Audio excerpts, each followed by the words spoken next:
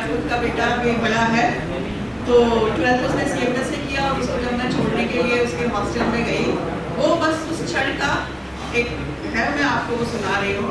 यहाँ पे बहुत बच्चे हॉस्टल गए होंगे, बहुत की माँ ने छोड़ा होगा और बहुत बच्चों ने अपनी माँ को छोड़ा होगा, बस उनके लिए छोटी सी है। कि किताबें उसकी मैं हॉस्टल के कमरे के मेज पे लगा रही थी, किताबें उसकी हॉस्टल के कमरे के मेज पे मैं लगा रही थी, कपड़ों को उसकी अलमारियों में सजा रही थी, हर सामान रखकर उसको समझा रही थी, पता नहीं उसको समझा रही थी या खुद को बहला रही थी। एक माँ का दर्द है जो अपने बच्चे को, इकलौते बच्चे को हॉस्टल में छोड़ने गई, तो पता नहीं उसको समझा रही थी या खुद को बहला रही थी। आज उसको यहाँ छोड़कर जाने की अपनी मुश्किल को अकेले ही सुलझा रही थी। क्या मैं उससे विदा नहीं हो रही थी, बस मैं उससे विदा नहीं हो रही थी या वो मुझसे विदा नहीं हो रहा था। अपनी आंखों को मैं समंदर से भी बचा रही थी। तो हर बात पर माँ को पुकारने वाला बच्चा अब बड़ा हो गया है, हर बात पर माँ को पुकारने वाला बच्चा अब बड़ा हो गया है, ये दिखाने की भरपूर कोशिश में लगा हुआ था। उसकी मासूम आंखों को माँ पढ़ रही थी, चालाकियों को समझ रही थी। उसकी मासूम आंखों को माँ पढ़ रही थी, उसकी चालाकियों को पढ़ रही थी, समझ रही थी और अपनी धड़कनों को अलग ही समझा रही थी।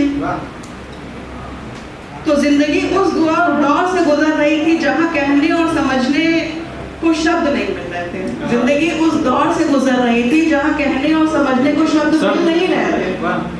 कुछ तर्क याद नहीं आ रहे थे, कुछ बहाने समझ में नहीं आ रहे थे। तो मैं यहीं पर हूँ, मैं यहीं पे रहूंगी, ये मैं उससे बोल नहीं पा रही थी। मैं यहीं पर हूँ, मैं यहीं रहूंगी, ये मैं बोल नहीं पा रही थी। बचपन में यही बोलकर मैं उसको स्कूल में छोड़ दिया करती और वो मासूम उसी सच को मानकर स्कूल में अपना टाइम बिता लिया करता था और खुश हो जाया करता था। पर आज न शब्द थे, न बहलाने और बहलने वाली उम्र थी और आंसू इसकी इजाजत भी नहीं दे रहे थे कि मैं उसको कुछ समझाऊं। तो बस उस वक्त जिंदगी कश्मकश से गुजर रही थी, बस उस वक्त जिंदगी कश्मकश से गुजर रही थी कि क्या उसके अब घर में ना होने से, क्या अब उसके घर में ना होने से घर पहले जैसा होगा? पता नहीं, सबका है कि नहीं, मेरा नहीं है। तो क्या उसके अब साथ न रहने पर घर जैसा होगा? उसके बिना जीवन क्या अब आसान होगा? क्या ये हो पाएगा, क्या वो हो पाएगा? बस खुद की लड़ाई खुद के साथ चल रही थी। कुछ रिश्तों में अलविदा कहना आसान नहीं होता, कुछ रिश्तों में अलविदा कहना आसान नहीं होता, पर कहना बेहद जरूरी होता है।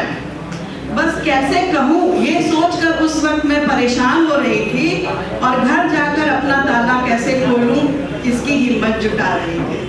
धन्यवाद।